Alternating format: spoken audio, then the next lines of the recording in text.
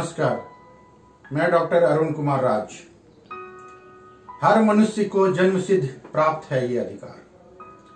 सामान्य जीवन यापन के लिए प्रत्येक मनुष्य के अपने परिवार, कार्य, सरकार और समाज पर कुछ अधिकार होते हैं जो आपसी समझ और नियमों द्वारा निर्धारित होते हैं। इसी के अंतर्गत संयुक्त राष्ट्र महासभा द्वारा 10 दिसंबर 1948 को सार्वभौमिक मानवाधिकार घोषणा पत्र को आधिकारिक मान्यता दी गई, जिसमें भारतीय संविधान द्वारा प्रत्येक मनुष्य को कुछ विशेष अधिकार दिए गए हैं। अतः प्रत्येक वर्ष 10 दिसंबर को मानवाधिकार दिवस मनाया जाता है।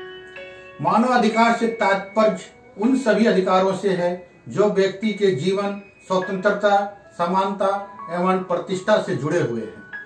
यह सभी अधिकार भारतीय संविधान के भाग 3 में मूलभूत अधिकारों के नाम से वर्णित किए गए हैं और न्यायालयों द्वारा परिवर्तनीय हैं, जिसकी भारतीय संविधान न केवल गारंटी देता है बल्कि इसका उल्लंघन करने वालों को अदालत सजा भी देती है। वैसे तो भारत में 28 सितंबर 1993 में मानवाधिकार कानून अमल में लाया गया था और 12 अक्टूबर 1993 में राष्ट्रीय मानवाधिकार आयोग का गठन किया गया था, लेकिन संयुक्त राष्ट्र महासभा द्वारा 10 दिसंबर 1948 को घोषणा पत्र को मान्यता दिए जाने पर 10 दिसंबर का दिन मानवाधिकार दिवस के लिए निश्चित किया गया। मानवाधिकार को 30 अनुच्छेदों द्वारा सरलता से समझा जा सकता है और प्रत्येक व्यक्ति को इसकी जानकारी और समझ अवश्य होनी चाहिए। पहला, सब लोग गरिमा और अधिकार के मामले में स्वतंत्र और बराबर हैं, अर्थात सभी मनुष्यों को गौरव और अधिकारों के मामले में जन्मजात स्वतंत्रता और समानता प्राप्त है। उन्हें बुद्धि और अंतरात्मा की देन प्राप्त है और परस्पर उन्हें भाईचारे के भाव से बर्ताव करना चाहिए। दूसरा, प्रत्येक व्यक्ति को बिना किसी भेदभाव के सभी प्रकार के अधिकार और स्वतंत्रता दी गई है। नस्ल, रंग, लिंग, भाषा, धर्म, राजनीतिक या अन्य विचार, राष्ट्रीयता या सामाजिक उत्पत्ति, संपत्ति, जन्म आदि जैसी बातों पर कोई मतभेद नहीं किया गया है। चाहे कोई देश या प्रदेश स्वतंत्र हो, संरक्षित हो या स्वशासन रहित हो या परिमित प्रभुसत्ता वाला हो, उस देश या प्रदेश की राजनीतिक, क्षेत्रीय या अंतर्राष्ट्रीय स्थिति के आधार पर वहां के निवासियों के प्रति कोई फर्क नहीं रखा जाएगा। तीसरा, प्रत्येक व्यक्ति को जीवन, आजादी और सुरक्षा का अधिकार है। चौथा, गुलामी का या दासता से आजादी का अधिकार, अर्थात किसी भी व्यक्ति को गुलामी या दासता की हालत में नहीं रखा जा सकता। गुलामी प्रथा और व्यापार पूरी तरह से निषिद्ध होगा। पांचवा, यातना, प्रताड़ना या क्रूरता से आजादी का अधिकार, अर्थात किसी को भी शारीरिक यातना नहीं दी जा सकती और न किसी के प्रति निर्दय, अमानवीय और अपमानजनक किया जा सकता है। छठा, कानून के सामने समानता का अधिकार, अर्थात हर किसी को हर जगह कानून की निगाह में व्यक्ति के रूप में स्वीकृति प्राप्ति का अधिकार है। सातवां, कानून के सामने सभी को समान संरक्षण का अधिकार, अर्थात कानून की निगाह में सभी समान हैं और सभी बिना भेदभाव के समान कानूनी सुरक्षा के अधिकारी हैं। आठवां, अपने बचाव में इंसाफ के लिए अदालत का दरवाजा खटखटाने का अधिकार, अर्थात सभी को संविधान या कानून द्वारा प्राप्त बुनियादी अधिकारों पर किसी के द्वारा अतिक्रमण किए जाने पर समुचित राष्ट्रीय अदालतों की सहायता पाने का अधिकार है। नौवां, मनमाने ढंग से की गई गिरफ्तारी, हिरासत में रखने या निर्वासन से आजादी का अधिकार, अर्थात किसी को भी मनमाने ढंग से गिरफ्तार, नजरबंद या देश निष्कासित नहीं किया जा सकता। 10वां, किसी स्वतंत्र अदालत के जरिए निष्पक्ष सार्वजनिक सुनवाई का अधिकार, अर्थात सभी को समान रूप से यह अधिकार है कि उनके अधिकारों और कर्तव्यों के मामले में और फौजदारी के किसी भी मामले में उनकी सुनवाई अदालत द्वारा न्यायोचित और सार्वजनिक रूप से निरपेक्ष और निष्पक्ष हो। 11वां, जब तक अदालत दोषी करार नहीं दे देती उस वक्त तक निर्दोष होने का अधिकार, अर्थात प्रत्येक व्यक्ति जिस पर दंडनीय अपराध का आरोप किया गया हो तब तक निरपराध माना जाएगा जब तक कि उसे ऐसी खुली अदालत में कानून के अनुसार अपराधी न सिद्ध कर दिया जाए। जहां उसे अपनी सफाई के सभी आवश्यक सुविधाएं प्राप्त हो। 12वां, घर परिवार या पत्राचार में नीचता का अधिकार, अर्थात किसी व्यक्ति की तथा परिवार, घर या पत्र व्यवहार के प्रति कोई मनमाना हस्तक्षेप न किया जाए, ना ही किसी के सम्मान और ख्याति पर कोई आक्षेप हो। ऐसे हस्तक्षेप या आक्षेपों के विरुद्ध प्रत्येक को कानूनी रक्षा का अधिकार प्राप्त है। 13वां, अपने देश में भ्रमण और किसी दूसरे देश में आने जाने का अधिकार, अर्थात प्रत्येक व्यक्ति को प्रत्येक देश की सीमाओं के अंदर स्वतंत्रता पूर्वक आने जाने और बसने एवं अपने या पराये किसी भी देश को छोड़ने और अपने देश वापस आने का अधिकार है।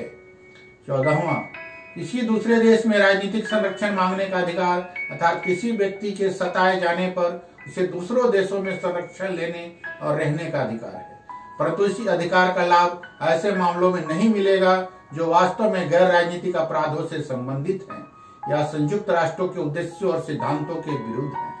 15वां, राष्ट्रीयता का अधिकार, अर्थात प्रत्येक व्यक्ति को राष्ट्र विशेष की नागरिकता का अधिकार है।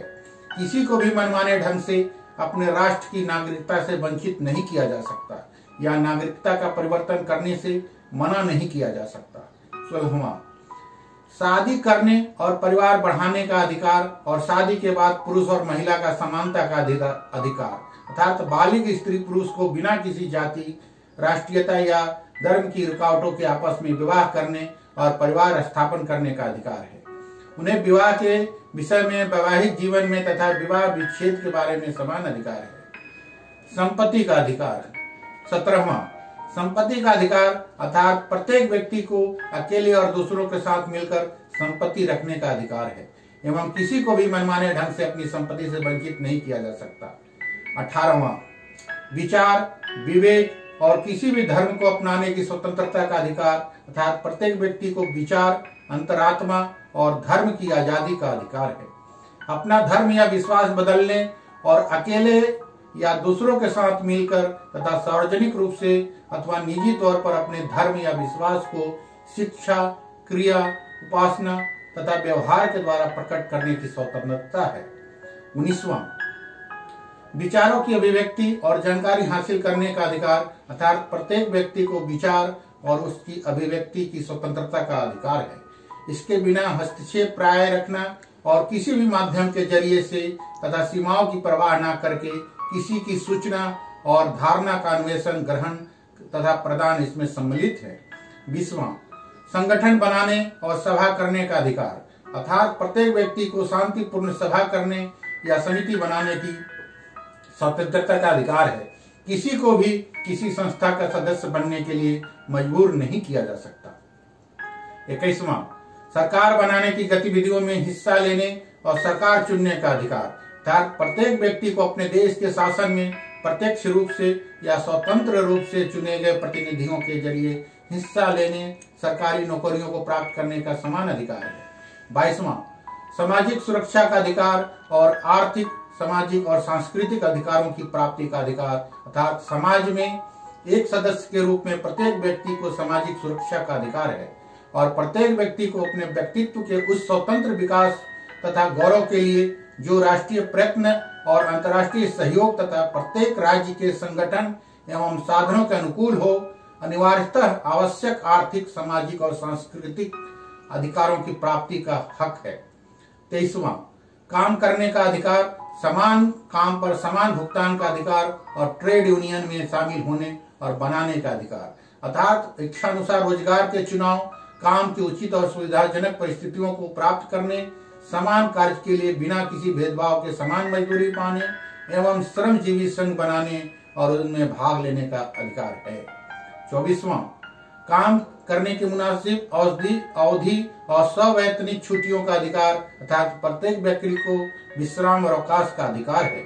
इसके अंतर्गत काम के घंटों की उचित हदबंदी और समय समय पर मजदूरी सहित छुट्टियां सम्मिलित है। 25वां, भोजन, आवास, कपड़े, चिकित्सीय देखभाल और सामाजिक सुरक्षा सहित अच्छे जीवन स्तर के साथ स्वयं एवं परिवार के जीने का अधिकार।